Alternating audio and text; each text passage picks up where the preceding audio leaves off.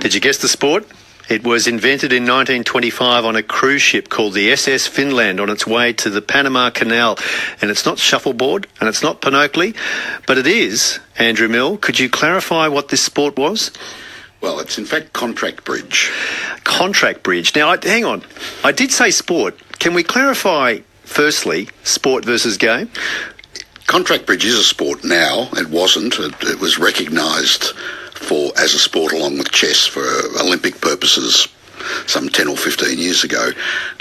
Neither have yet made it to the Olympic stage, but we have hopes. Because I'm looking at the definition of sport by the dictionary, and obviously that's all I've got to go by. And the idea that it's a physical activity with an agreed set of rules with competition. I'm also thinking, gee, that's Jenga and that's Monopoly, but we were talking about TV, and lots of great text still coming in about TV. Better Call Saul, Utopia, and BBC version House of Cards. While that song was playing, you said you've got a couple of TV tips as well. Oh, absolutely. I want to see some of the Rin Tin Tin, McHale's Navy, Get Smart, Callan the Persuaders, The Avengers, The Saint. I want to see all the TV. Can I throw in Lost in Space in there? Yeah, Lost in Space is fine. I'm happy to accept that. And Doctor Who, of course, would rank in there as well. But now, and Andrew, you are, in fact, I came across your prestigious and prodigious career in a piece that was written by Catherine Harris for Verity La, which is a journal called The Biker King of Contract Bridge. Now, that title alone drew me in. You are a motorcycle riding, rolly smoking champion of bridge. You have got a champion family around you. You've got two professional or highly ranked sons. Your wife is the coach of the Australian youth team. You have been a professional since you were 22 in bridge, contract bridge. Did you have any other choice in life? Both your Betty and Les were champion bridge players. Was it always the path set? My parents, in fact, I taught them to play bridge. They didn't play bridge until I did. Is it really? But no, because I think when I was in my teens and late teens, I thought I would play sport till I was 70. I lived in a tracksuit and loved all games. At uni, I discovered I was doing a B.Ed in phys ed at the time, but the bridge game was at Melbourne Uni and the B.Ed was at Rusden State College which doesn't exist anymore, out in Burwood, and the bridge game won.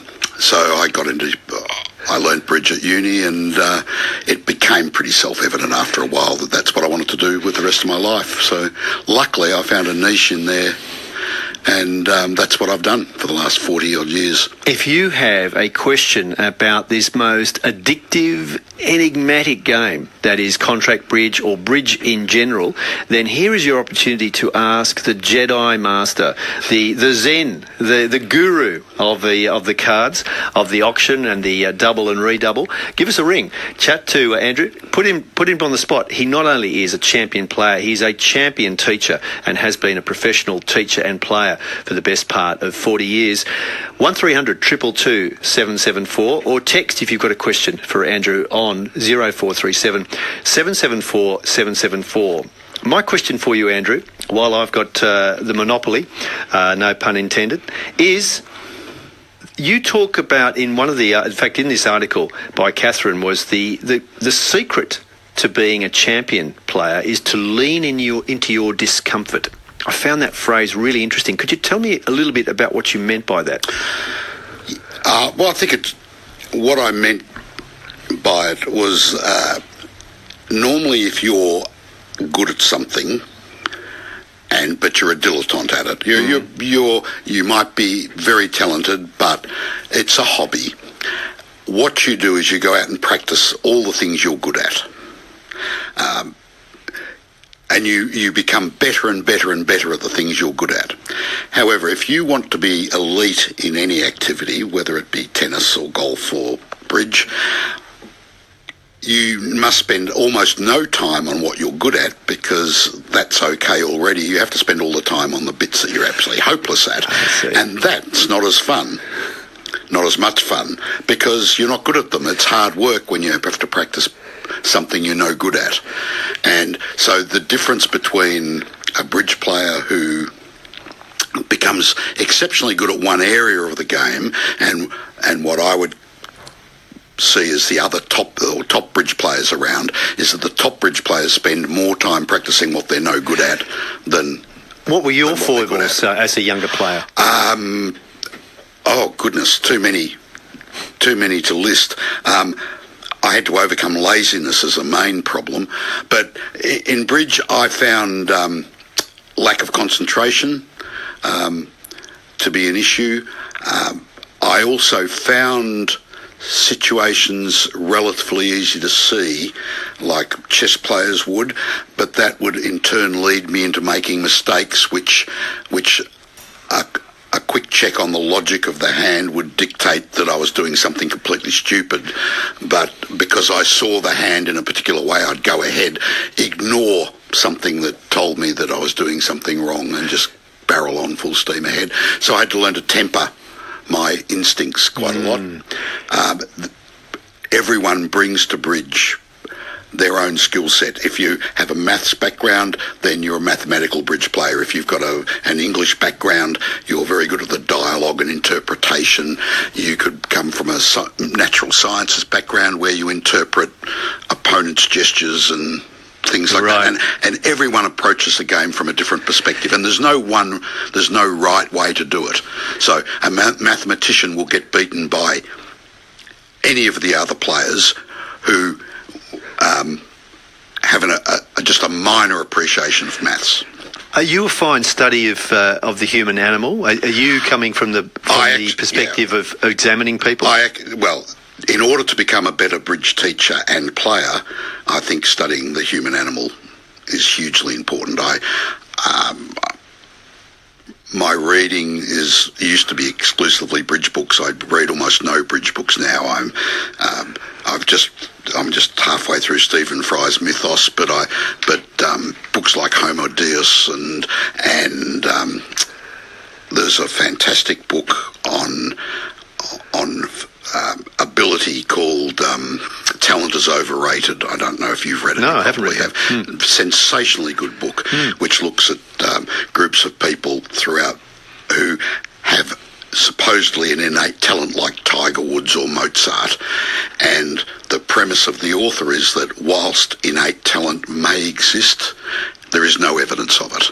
And he presents counter-arguments for the hard slog. For all that. So it's the 10,000 hours practice, and not just 10,000 hours practice, it's 10,000 hours directed practice with getting good feedback from someone who knows what they're doing. Good feedback, and not to see your appetite diminish, I'd imagine, because you also need to have an affinity or a rapport for that pursuit. That comes with the feedback. Yes. If you practice something really hard and you get the feedback, then you're lauded for that. That gives you the motivation to keep on going. The example would be Australian sporting teams. Such a huge proportion of people come from small country towns. That's counterintuitive when you're looking at things like cricket or football, where you would think that having access to the best training units would be more important. But in practice, being a prodigy supposedly at 9 years old playing with the 15-year-olds and getting all that praise makes you practice harder. It makes you feel like you're unbeatable. So now when you go down to the big smoke and you get into the talent program, everyone else is just as talented as you, but you already know you're better than them because you've had all that feedback from the whole town. And you've also been leaning into your discomforts and assessing your foibles, getting good feedback. I like your theory. I can see why you're a good teacher as well. And, in fact, someone has asked where the best places to learn to play bridge. If you're coming from a relatively inexperienced background, where would be some good places to learn bridge? The starting place, if you want to learn bridge, I guess, there are lots of... If you're a member of a golf club or a tennis club, then your club may well have bridge groups running already. But there's a Victorian Bridge Association will be able to direct you to teachers in your area or clubs in your area. There are 36 bridge clubs in metropolitan Melbourne. You don't hear about the game unless you know someone who plays it, but we're hiding all over the place just waiting to jump out at you. the mushrooms. I mean, most people would use a bridge book to fall asleep by.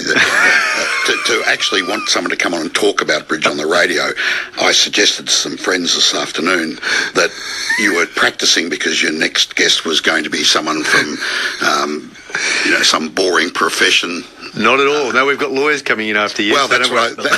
No, it wasn't lawyers. It was the numbers people. I thought you might have. No, don't be like that.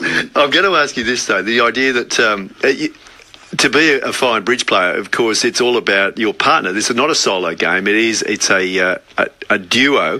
Have you been playing with the same partner for almost as many years as you've been a pro? Or? Well, no, because as a professional, my job is to play with people who employ me to play with them. So I go through a number of different clients. So you're a bridge playing gigolo. Well, exactly. That's exactly what I am. And I have my son, one of my sons has chosen that profession as well. My wife did the same thing. So a partner for hire, and it's about bringing out the best in that client. Yeah, there are two paths for a bridge player. You can spend all your life earning lots of money and working well and at whatever profession you do, and then regret that you hadn't been playing cards since you were 20. At which stage you have funds to employ a bridge player, or you can play cards from the age that you were 7 or 8 or 9, at which stage you wind up with no money but an ability that other people would like to have. So they employ you to play with them. Not just in terms of getting better results, but it's no different than you wanting to employ your golf pro to have a round of golf with you, because when they see you do it under fire, they can give you pointers in real time rather than hypothetical situations. And their interest, or my clients' interests, are to fast track their own development to become better bridge players. To know their skills. One customer years ago who's wanted to become a grandmaster because he was told by his local bridge club that he never would. And he said, well, I'm going to show you. So he sought out me and said, I want to employ you to get me to be a grandmaster. But apart from that person, everyone else is just there to improve their own game. So does that to say, because you've been partner hopping and augmenting the skills of your clients, that you don't have a nemesis when it comes to the bridge tournaments? Or is there a nemesis in the playing life of Andrew Mill?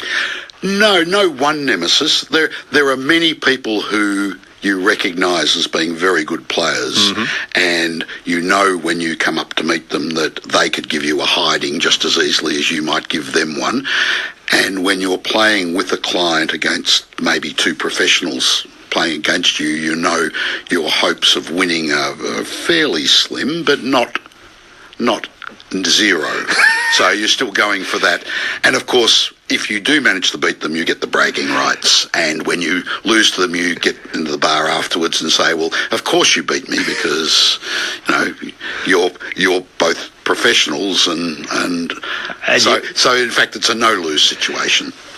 Before I let you go, Andrew, I'm sorry, I'd love to chat more about bridge, but all these maximums and platitudes floating around, some of them I'm only trying to work out, such as second-hand low, 8 ever, 9 never. What is the one piece of advice that for anybody, whatever their level, that really should keep in mind when it comes to being the best bridge player they can be? Don't follow any of the rules.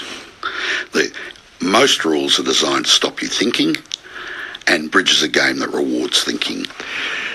I could tell you are a fine teacher, and I'd hate to play you in East and West if I was North or South, but as a partner, let's talk. Andrew Mill, thank you so much for dropping by on your chopped up Peterson motorcycle. It's been a delight to meet you, and you are everything that article promised. The biker king of Contract Bridge, one of the finest players and longest serving players and teachers of bridge. His name is Andrew Mill, and if you are interested, get in touch with the Victorian Bridge Association to learn more about the game. That's 9530 9006. Thanks a lot for dropping by, Andrew. Thank you very much, David.